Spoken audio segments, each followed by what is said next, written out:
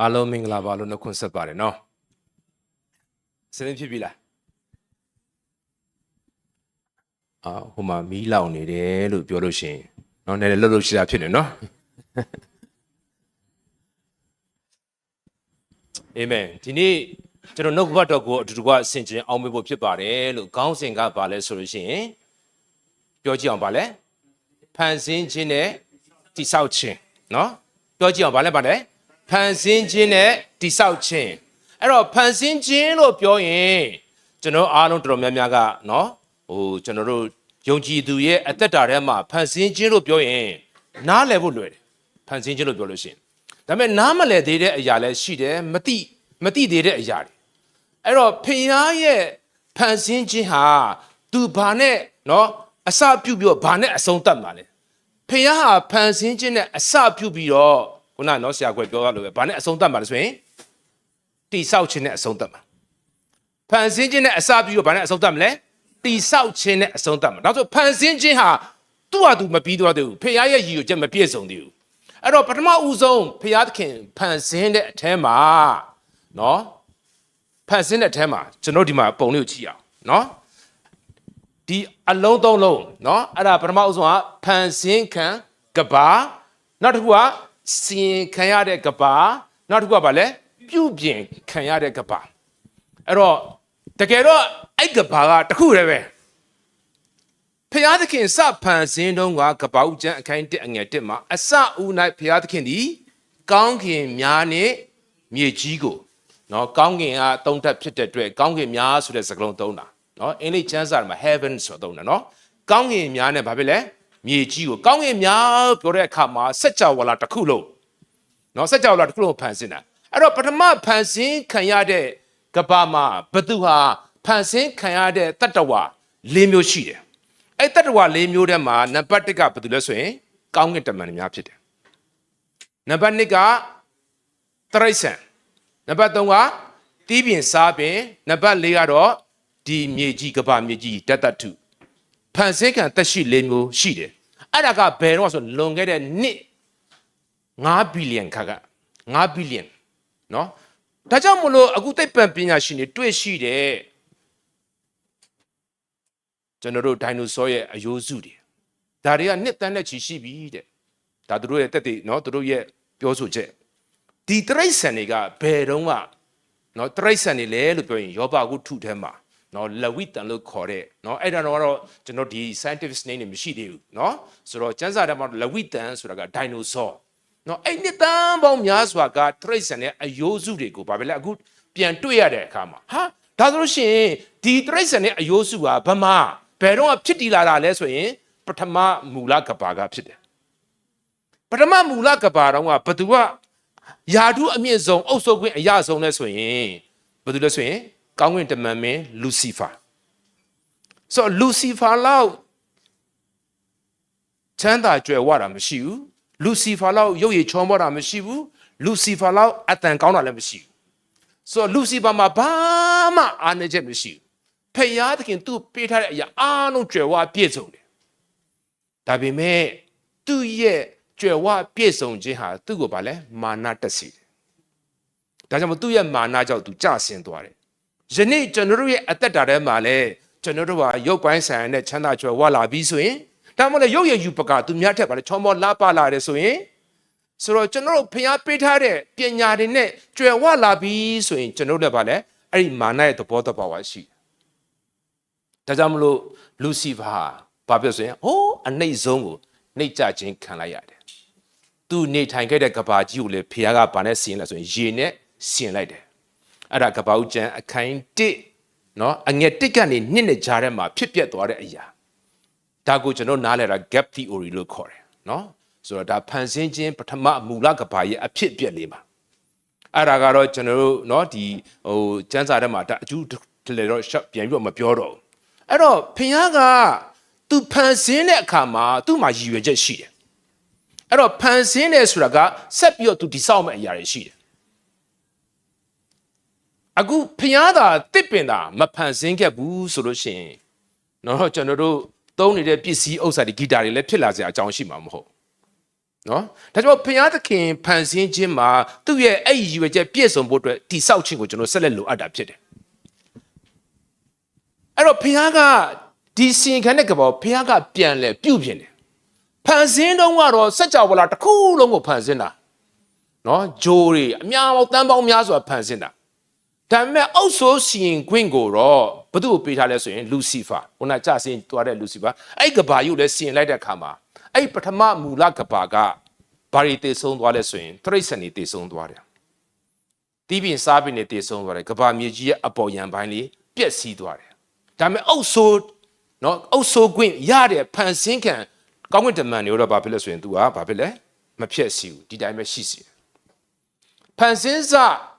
နော်ဖန်ဆင်းခံရစကောင်းကင်တမန်တွေမှာသူတို့မှာပညာရှိတယ်သူတို့မှာအစွမ်းတကူရှိတယ်သူတို့မှာဘာလဲဆိုလို့ရှိရင်သူ့ရဲ့တက်ဆွမ်းနိုင်တဲ့အစွမ်းရည်တွေရှိတယ်ဒါပေမဲ့အဲ့ဒီအရာအားလုံးကအကန့်အသတ်နဲ့ပဲထာဝရတရားဖန်ဆင်းတာဒါပေမဲ့နော်လူစီဖာရဲ့ပုံကံခြင်းကြောင့်သူ့ကိုယ်သူမာနထောင်လွှားပြီးတော့ပုံကံခြင်းကြောင့်သူကိုယ်တိုင်ကြဆင်းခဲ့ရတယ်လို့သူနေထိုင်တဲ့ကဘာမြေကြီးကလည်းဆင်ခြင်းခံရတယ်အဲ့တော့ဖခင်ကပြန်ပြီးတော့ဒီကဘာကြီးကိုပြန်လဲပြုတ်ပြင်တယ်ပြုတ်ပြင်တဲ့အခါမှာအဲ့မှာဖန်ဆင်းကံတက်ရှိ၅မျိုးရှိတယ်ပထမဦးဆုံးနော်ဖန်ဆင်းခံရတဲ့နော်ပထမဦးဆုံးဖခင်နဲ့တတန်တူအမြင့်ဆုံးနော်အမြင့်ဆုံးဖန်ဆင်းခံတဲ့သူကတော့သူကလူတကယ်တော့လူကတော့6ရက်မြောက်နေ့မှာဖန်ဆင်းတာ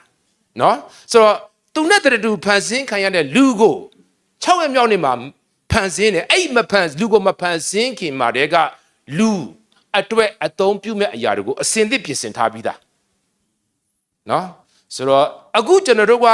နော်ကိုအိမ်အောင်ပြုမယ်ဆိုရင်ကိုအိမ်အောင်ပြုမဲ့အရာတွေလည်းဘုရားကအစင်သစ်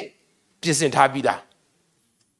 နှာခေါင်းကိုဘုရားကဖန်ဆင်းပြီးမှဟာငါနော်မင်းရှူဖို့အတွက်ငါလေဖန်ဆင်းဖို့မေ့သွားတယ်ဆိုတာဘုရားမအဲ့လိုမရှိဘူးနော်ဘုရားမအဲ့လိုမေ့တာမရှိဘူးဟာဆရာမုံတော်အတွက်ငါနိုင်ရုပ်တစ်ချောင်းပေးဖို့မေ့သွားတာမရှိဘူးအဲ့လိုမရှိဘူးကိုကပဲပါတယ်တရံတူပြင်ဆင်ခံရဖို့ပဲလိုတာနော်ဒါဥပမာပြပြတာနော်ဟဲ့ငါမေ့သွားတယ်ဆိုတာမရှိဘူးဘုရားမှာနော်ဆိုတော့မတော်တဆဒါကြောင့်မလို့ပထမဦးဆုံးဒီဖန်ဆင်းခံရတဲ့၅မျိုးတက်ရှိ၅မျိုးအစင်လိုက်ဆိုရင်လူဟာအမြင့်ဆုံးပဲအဲ့တော့ဘုရားကပြန်လဲဖန်ဆင်းတဲ့ထက်မှာဘာတွေပါလာလဲဆိုရင်တရိษံတွေပါလာပြန်ပါလာပထမစီရင်တဲ့တရိษံတွေကတော့ဘာဖြစ်ဆိုရင်စီရင်ခံတဲ့ကဘာတော့တရိษံအလုံးတည်သွားပြီဘုရားကပြန်ပြုတ်ပြင်လိုက်တဲ့ကဘာမှာကြတော့တရိษံတွေနော်မြေအောက်ကောင်းကင်ပေါ်မှာနောက်ပြီးတော့တီးပင်စားပင်တွေအဲ့ဒါဘယ်နှစ်ရက်ကြာအောင်ဖန်ဆင်းရဆိုရင်6ရက်ကြာအောင်ဖန်ဆင်းရတယ်အဲ့တော့ပထမဦးဆုံးပထမမူလကဘာမှာတော့ဘုရားကဖြစ်စေ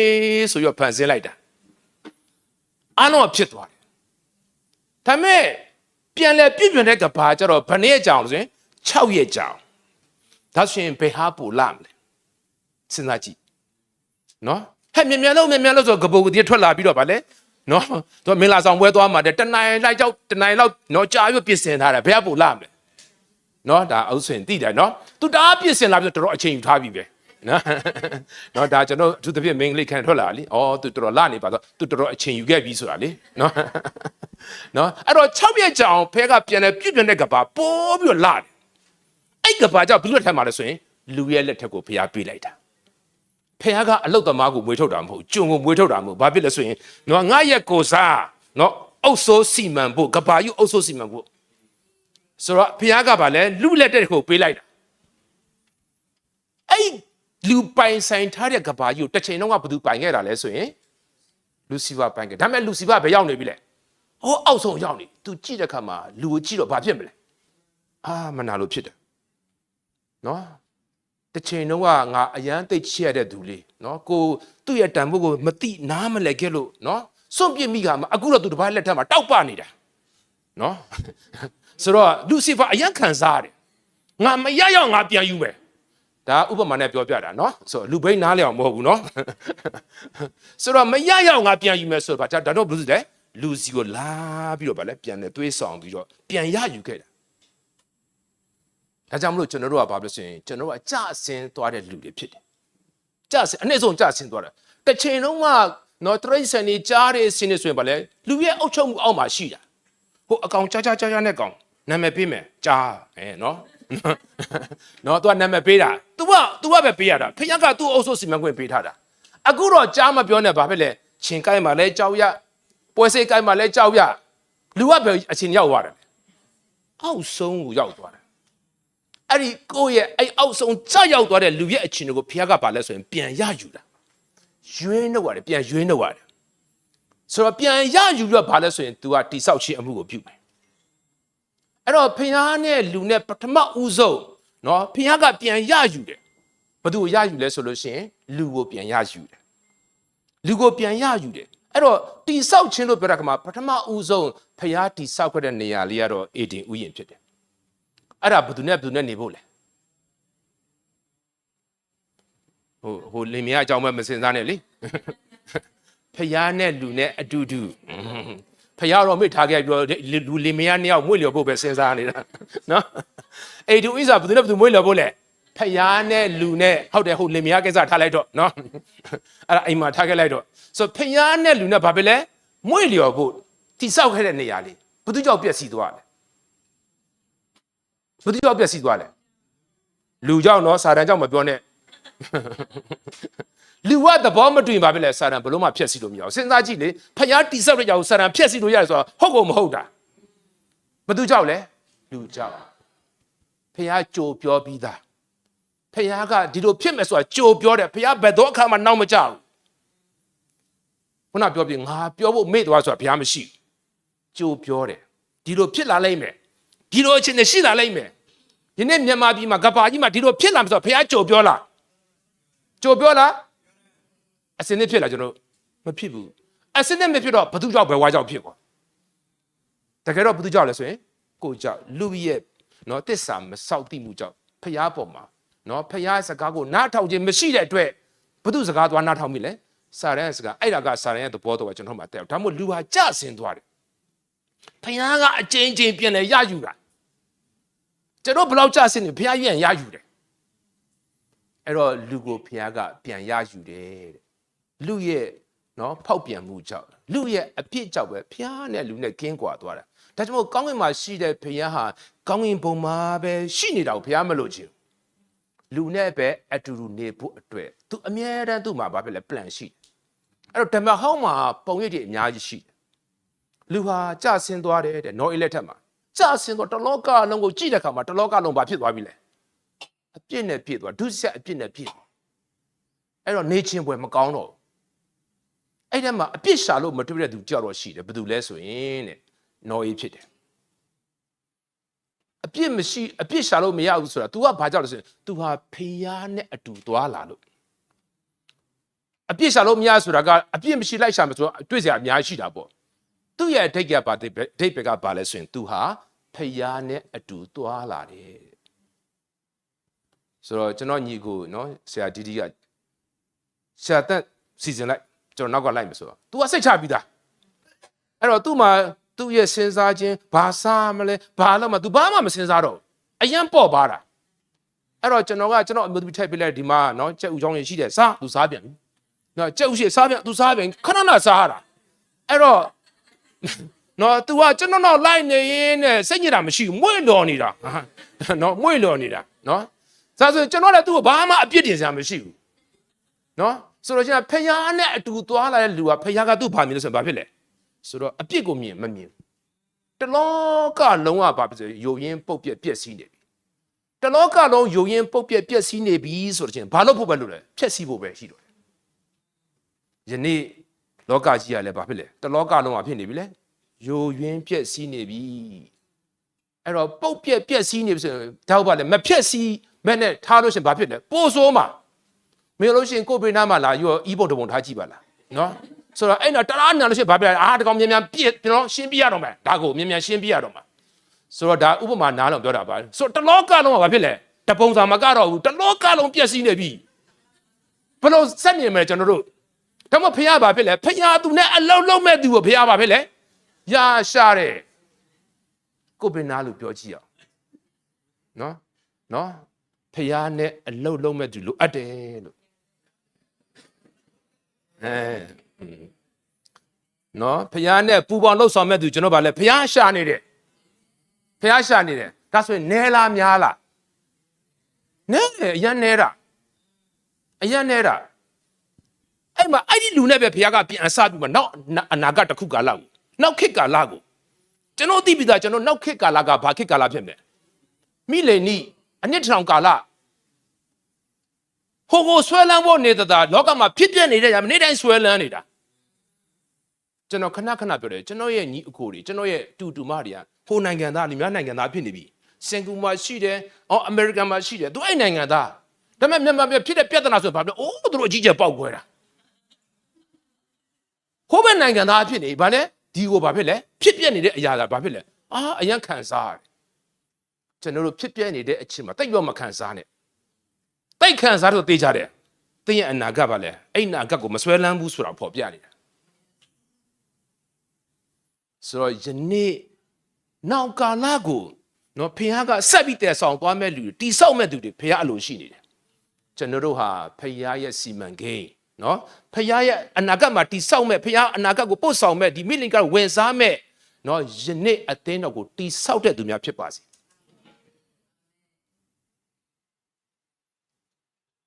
အဲ့တော့နောအေးဟာအများကြီးနဲ့တယောက်သူဘယ်လောက် challenge ယူရမလဲစဉ်းစားကြည့်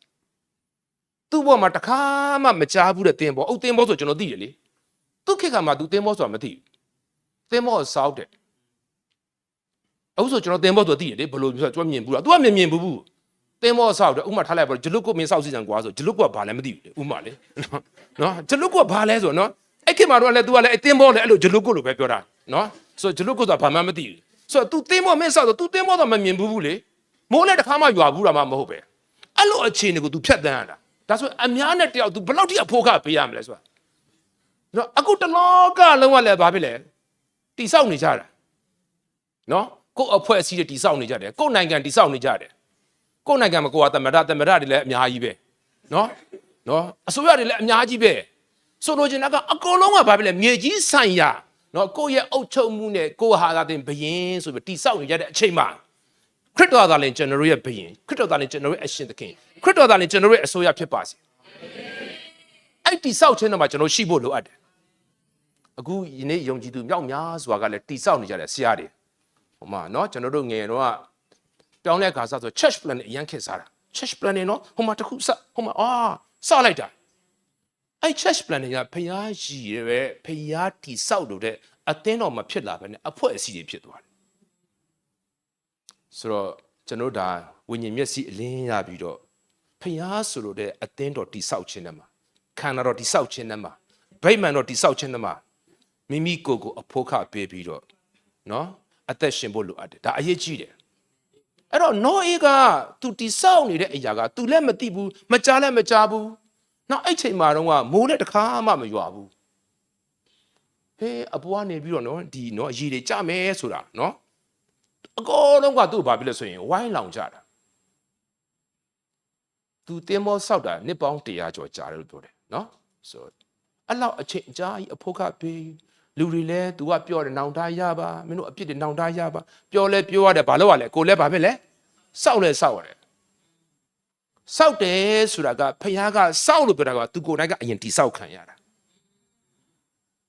ဆရာခွေက तू ကောက်တိစောက်ဆို तू ကိုယ်တိုင်နဲ့ဘာဖြစ်လဲတိစောက်ခံရတယ်ကျွန်တော်လဲ तू ကောက်တိစောက်ကိုယ်တိုင်နဲ့ဘာဖြစ်လဲတိစောက်ခံရတယ်အဲ့တော့ကျွန်တော်ကလေးတွေကတချို့ကလေးတွေနော်ဆိုတော့ဆိုးတဲ့ကလေးတွေရှိတော့တွားပြီးတော့လူများရှေ့မှာနော်ဆရာတွေမတွေရှေ့မှာတွားပြီးအဆုခန့်တယ်နင့်ကလေးကဒီလိုနင့်ကလေးကဒီလိုအဲ့ဒါအိမ်ပြင်ရောက်တော့ငါလည်းမွေးထားတာလည်းမဟုတ်နော်ငါလည်းဘာမှလည်းမလုပ်ဘဲနဲ့မင်းတို့ကြောင့်ငါအပြောခံရတယ်အပြောခံတော့အဲ့တော့ဘာဖြစ်လို့အပြောခံနေကျွန်တော်ကဘာဖြစ်လဲမလွတ်မြောက်ဘူးအဲ့တော့ကိုနိုင်ကဘာလဲတိဆောက်ခံရတယ်အဲ့ညမှာငါဆိုတာအဲ့ငါနဲ့မှာဘယ်သူရောက်သွားဖို့ဆိုခရစ်တော်ရောက်သွားဖို့ခရစ်တော်ရောက်သွားရင်ငါမှမဟုတ်တော့ပဲဆိုတာလေတနာတာတဲ့ကိုချင်းစာတက်လာတယ်အဲ့ချိန်ကြမှာအဲ့တော့နောအေးသူတိဆောက်တဲ့အရာတွေအရန်ပင်ပန်းခက်ခဲတယ်ကြမ်းတမ်းတဲ့အခြေအနေကိုသူဖြတ်ကျော်တယ်အများနဲ့တယောက်အများရဲ့လောင်ပြောင်ခြင်းသူခံရတယ်ဆိုတော့ကျွန်တော်တူလေးတယောက်ကကျွန်တော်စီလာပြီးနှုတ်ကပတ်တော်ခံယူတယ်ဓာတ်ပုံတွဲရိုက်တယ်ဓာတ်ပုံမတင်နဲ့လို့မင်းတင်လို့ရှိရင်မင်းစားပေါက်ပိတ်သွားလိမ့်မယ်လို့နော်သူကတော့ image ရတဲ့တူတယောက်လေတူလေးတယောက်ကဆိုတာသူ့ကိုလူသိများတယ်နော်ဆိုတာတရားဟောတော့လူသိများတယ်ဘာကြောင့်ဆိုရင်လို့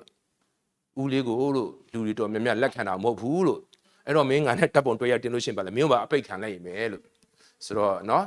ဘာကြောင့်လဲဆိုလို့ရှိရင်အသင်းတော်နော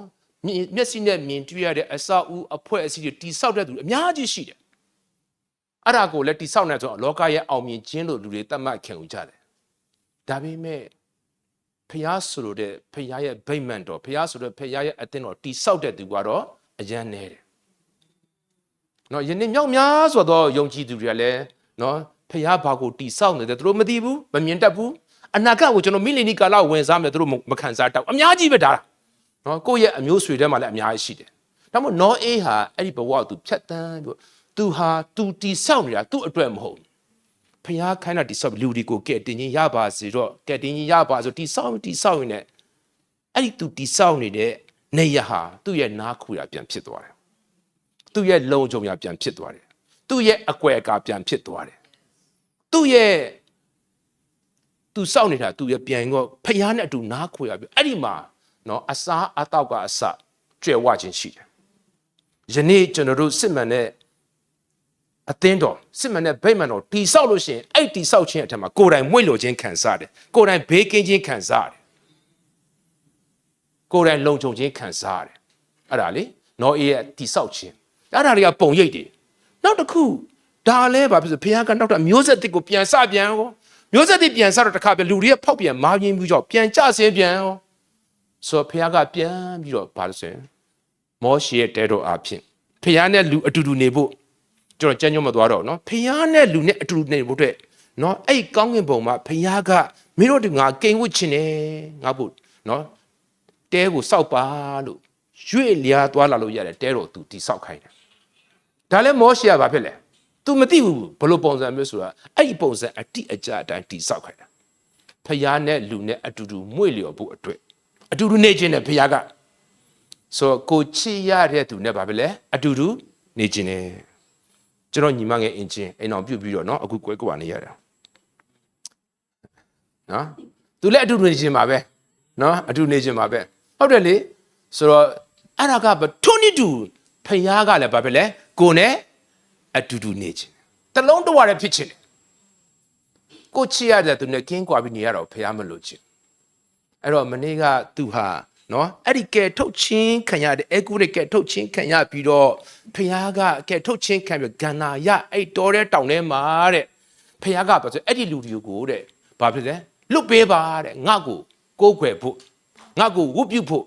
ငါ့ကိုအစေခံဖို့ဖះနဲ့လူနဲ့တလုံးတဝတဲ့ဖြစ်ခြင်းကိုဗမာတင်ယူရတယ်ဆိုရင်ဂန္နာရတယ်မှာတင်ယူရတာဆိုတော့ပြဿနာတွေအခက်အခဲတွေဘာမှမရှိဘူးတဲ့ဒါပေမဲ့ဖျားတပါးပဲရှိခြင်းကလုံလောက်တယ်အဲ့လိုကျွန်တော် emptiness ဖြစ်ခြင်းတွေအခုကျွန်တော်ကြုံရတယ်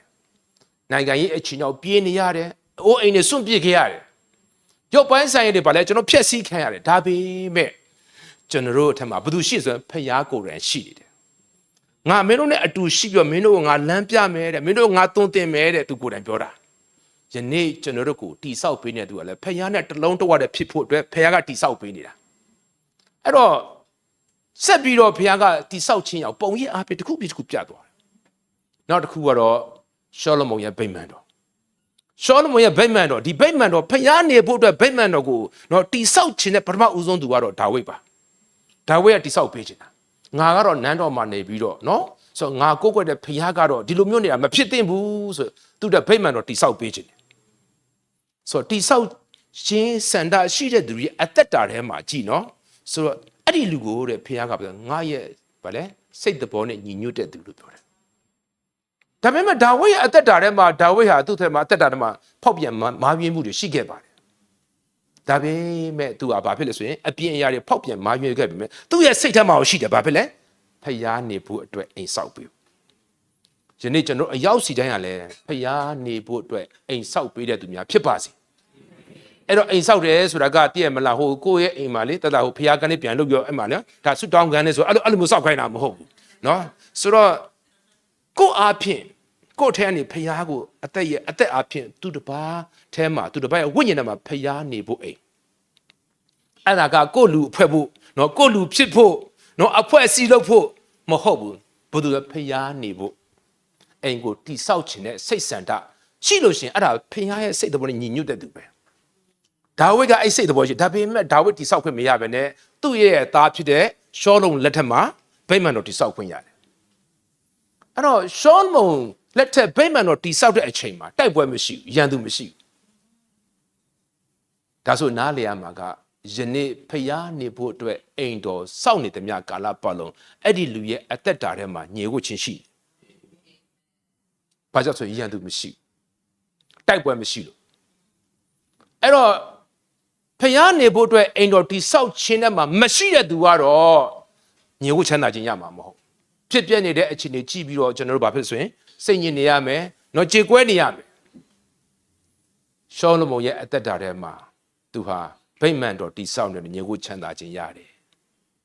အဲ့တော့ရှောလမုန်ရဲ့ဗိမာန်တော်တိဆောက်ခြင်းထဲမှာလဲ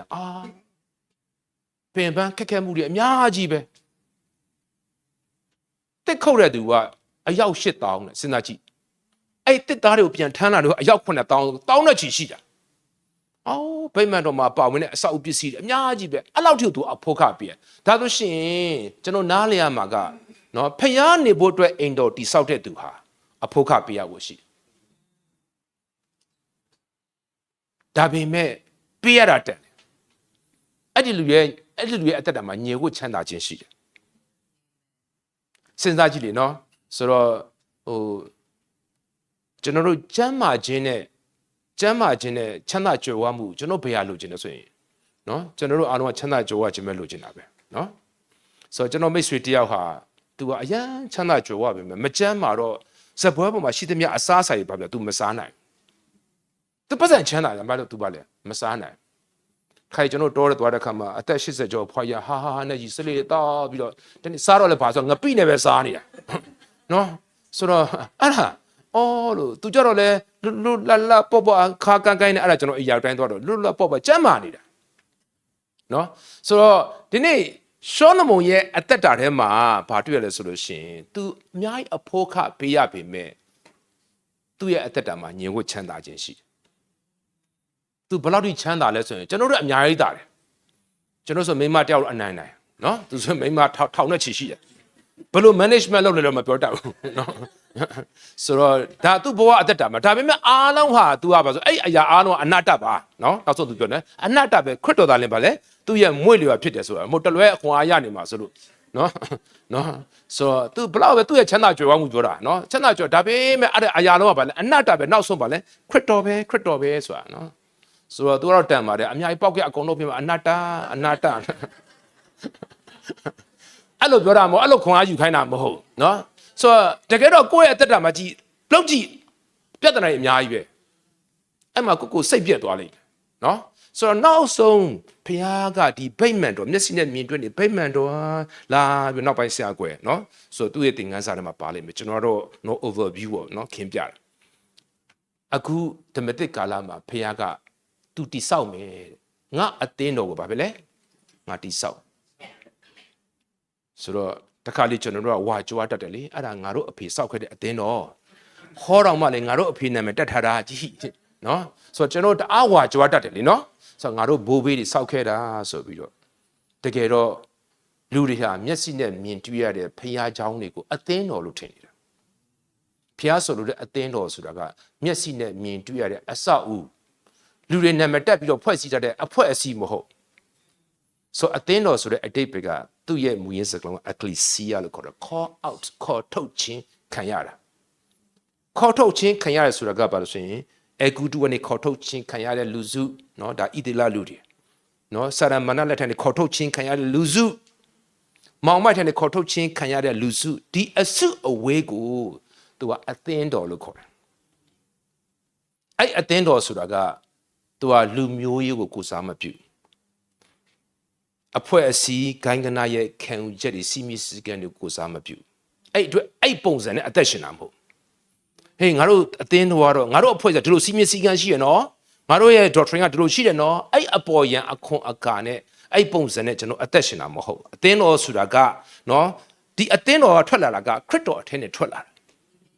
နော်ခရစ်တော်တည်းထွက်လာတဲ့အသင်းတော်အဲ့တော့ခရစ်တော်သားအသင်းမခံဆိုအဲ့အသင်းတော်ရစရာအကြောင်းမရှိဘူးဆိုတော့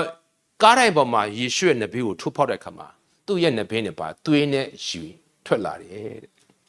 သွေးဆိုတာကကျွန်တော်အပြစ်ရှိမြောက်ဆေးကြောခြင်းခံရတဲ့သူဆက်လက်ပြီးတော့နှုတ်ကပတ်တော်ကြီးအပြင်ဆက်လက်ဆေးကြောခြင်းခံရတဲ့အသင်းတော် အဲ့ဖက်မှာထပ်ပြောအဲ့အသင်းတော်ဟာတဲ့နော်ဘုသူ့ဆက်တပ်ဖို့လဲဆိုရင်ခရစ်တော်တို့သားဖြစ်တဲ့ခရစ်တော်ယနေ့အသင်းတော်တွေဟာလူတူတယောက်ရဲ့အုပ်ချုပ်မှုအောက်မှာဒါမှမဟုတ်လေကော်မတီအဖွဲ့အစည်းရဲ့အုပ်ချုပ်မှုအောက်မှာ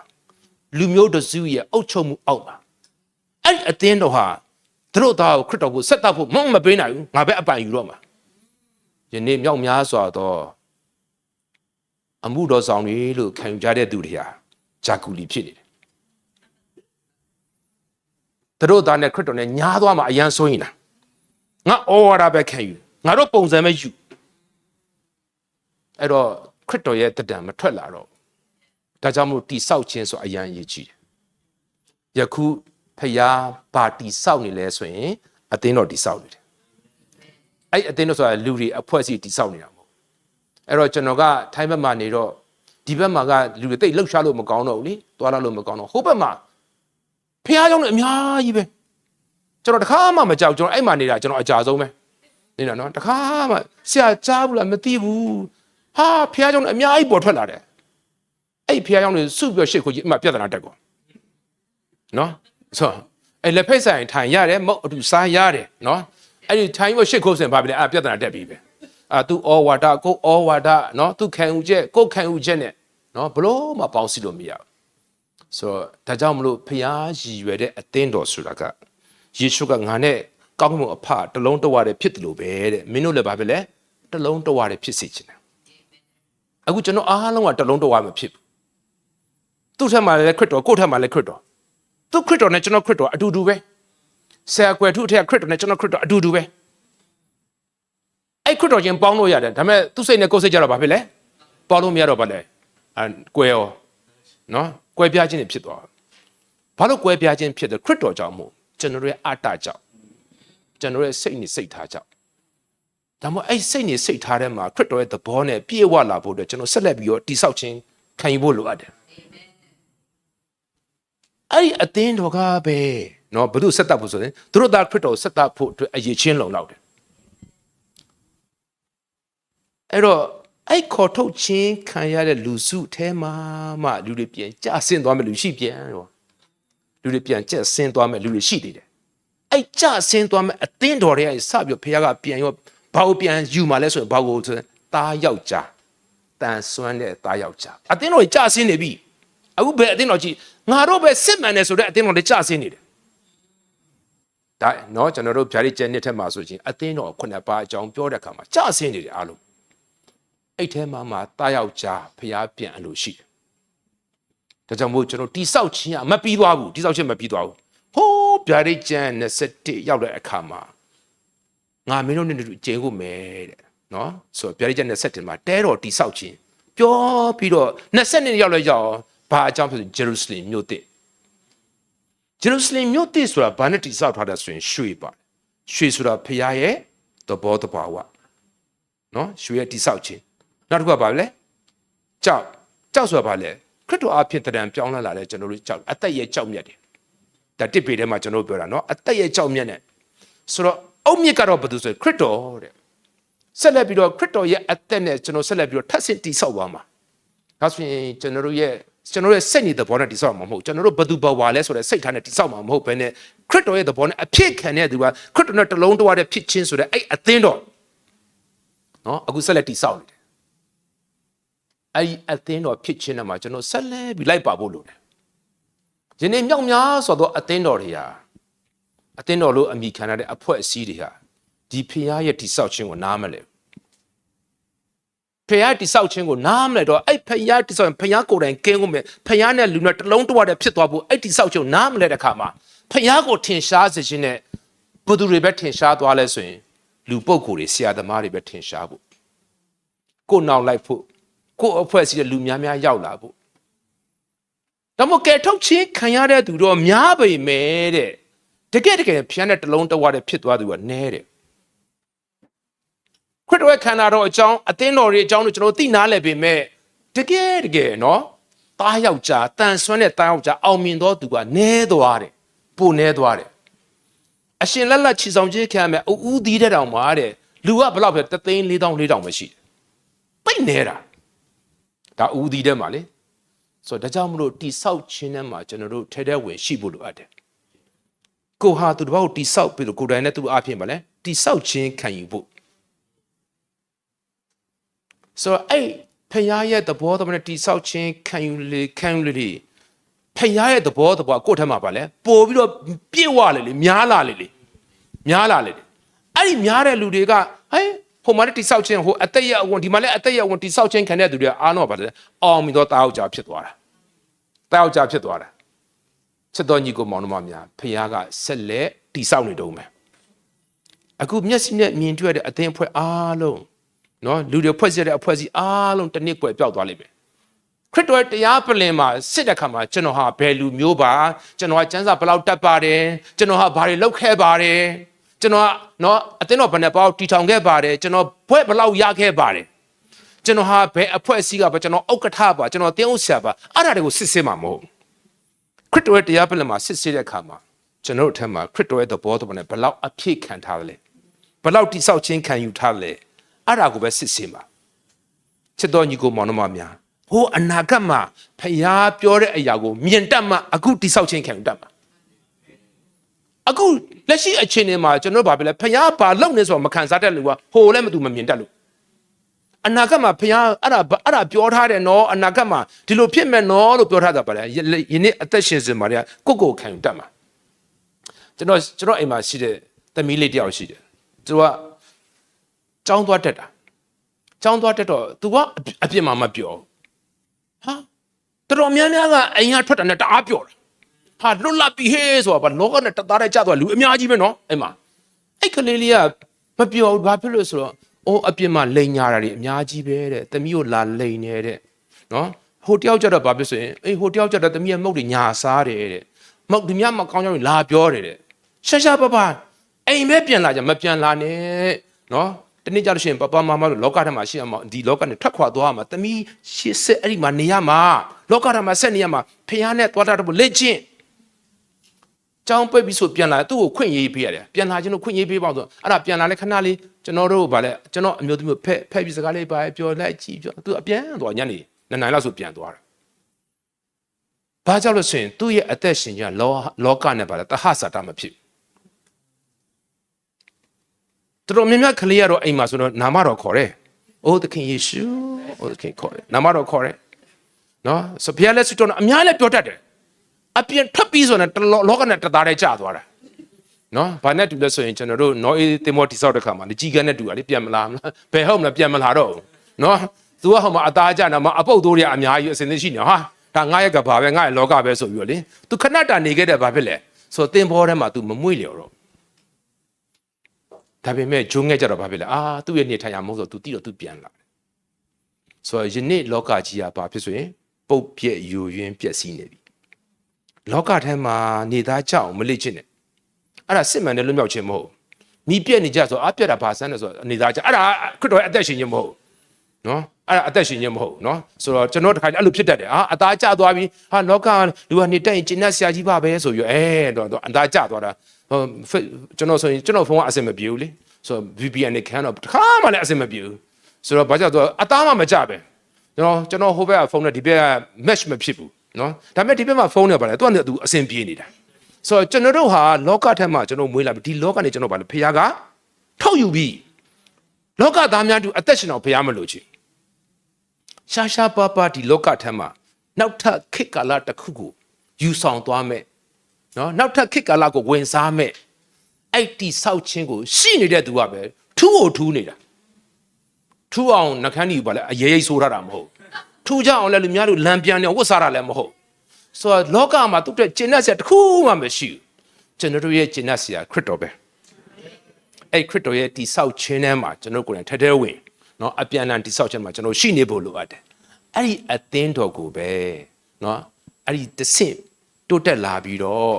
နော်တားယောက်ျားဦးသီးချီဆောင်ခြင်းနဲ့မှာပါသွားမှာဖြစ်တယ်အဲ့ချိန်ကြလို့ရှင်တအားกว่าသွားပြီနော်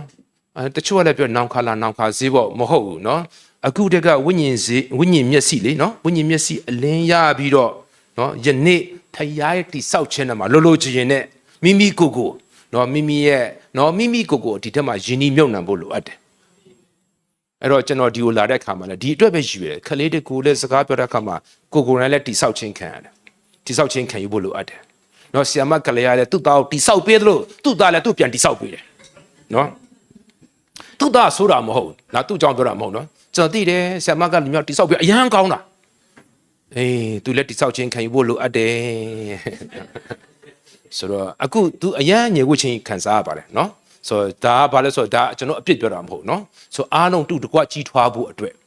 ကျွန်တော်ဟိုမှာဇွန်းမှာဆိုကျွန်တော်ဟိုမှာလေကျွန်တော်တို့အတူတကွနော်ပုတ်ထူနေပေါင်းစည်းချစ်ဆိုအားလုံးပြဿနာတွေပြောကြတယ်သူလည်းပြဿနာကိုပြဿနာပြောတော့အော်အဲ့မှာတက်တာရသွားတယ်အော်ငါတယောက်တယောက်မဟုတ်ပါလားဆိုနော်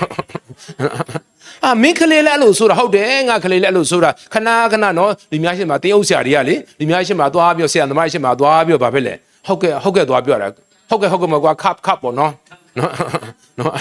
နော်ဆိုတော့သွားပြီးတော့ဗာလဲကိုကတိဆောက်ခံငါသားအဖြစ်နဲ့ငါကလေးတဲ့အဖြစ်နဲ့ငါလည်းတိဆောက်ခြင်းခံရပါလားအဲ့ဒါဘာပဲအမြတ်ကြောင့်ဆိုခရစ်တော်ပဲအမြတ်ရောက်ဖြစ်တယ်နော်ယနေ့ကျွန်တော်တို့တိဆောက်ခြင်းထဲမှာမိမိကိုနော်ဟိုမတတ်တာလို့တိဆောက်ခြင်းခံရတာမဟုတ်နော်ကျွန်တော်ပြောတယ်ဟာတဲ့အခန်းပူတယ်တဲ့ဒီအခန်းပူတယ်တဲ့နော်ပူတယ်ဆိုဆရာတို့အဆင်ပြေလားပြေတယ်လို့ဟိုယေရှုကဟိုးကောင်းကင်ဘဝလာတဲ့ခါမှာအဲ့လိုမှန်းဒီငါဘယ်လာမလဲကွာဆိုအဲ့လိုယေရှုမှအဲ့လိုဆန္ဒမရှိဘူးနော်အဲ့လိုငါလူများတဲ့ညင်းဆဲမှလားအဲ့လိုတော့မှအဲ့လိုငါအဲ့လိုမဟုတ်တိတိကြီးနဲ့ကိုလာတာနော်ဆိုတော့ကျွန်တော်ညီကငါတို့ဗန်မှာပဲသူတို့ထားနေမယ်နော်ဆိုတော့နော်အဲ့လိုကြီးပဲဒါမှမဟုတ်ဘာဖြစ်လဲဆိုရင်ဟဲဆရာဟိုပြောပါတယ်ကိုချစ်လို့ပြောတယ်ကိုညီကိုမောင်တော့ဒါပေမဲ့သူတို့ချစ်တာဘာလို့ဆိုရင်ကိုတော့မတရားဘူးဖြစ်နေတာနော်ဆိုတော့ကျွန်တော်ညီမမီတူမှာဆိုပူမှာပေါ့ပထမလင်များတယ်လေအဲ့ဒါပူတယ်တဲ့ရတယ်ပြောတာနော်ဆိုတော့ဘာမှမလုပ်နဲ့ဆိုအဲ့ဒါပါတယ်ချစ်လို့နော်ကိုတော့ကားတွေမတည့်ရဘူးဆိုအဲ့ဒါဘာလဲအဲ့ဒါမဟုတ်နော်ရတယ်နော်ဆိုတော့ကျွန်တော်ညီကို Brian လည်းဒီအပေါ်မှာတိတ်အေးတယ်တဲ့ကျွန်တော်ညီကိုနော်ရုပ်မချောပါဘူးဒါပေမဲ့ကျွန်တော်မထားရခဲ့နိုင်ဘူးဆိုတော့ကျွန်တော်ညီကိုဒီနဲ့ကျွန်တော်မထားရခဲ့နိုင်ဘူးဆိုတော့အဲ့ဒါဘာလဲဆိုလို့ရှိရင်ကျွန်တော်ပြောတာတိဆောက်ခြင်းခံယူတာဟောနော်အပြင်အရာချတော်ပြီဒီညမှာသွားအဲ့ဒါကရှောင်သွားတာနော်ရှောက်သွားတာမဟုတ်ဖြတ်သွားတာမဟုတ်နော်ဆိုတော့ကျွန်တော်တို့အားလုံးအတူတကွတညီတညွတ်တယ်နော်ခရစ်တော်ရဲ့စုံထဲမှာဘာပဲလဲတိဆောက်ခြင်းခံယူအတူတကွကြီးထွားဖို့ဖြစ်တယ်ဘယ်သူ့အထင်ရှားဖို့ခရစ်တော်ပဲထင်ရှားဖို့ဖြစ်တယ်အာမင်ကျွန်တော်ရရှိရတဲ့ဒီနှုတ်ကပတ်တော်ဝေစုအပြင်เนาะဒီမှာရှိတဲ့အင်္ဂါဝင်တွေကိုစီစစ်ဝင်ငါပါတယ်လို့အာမင်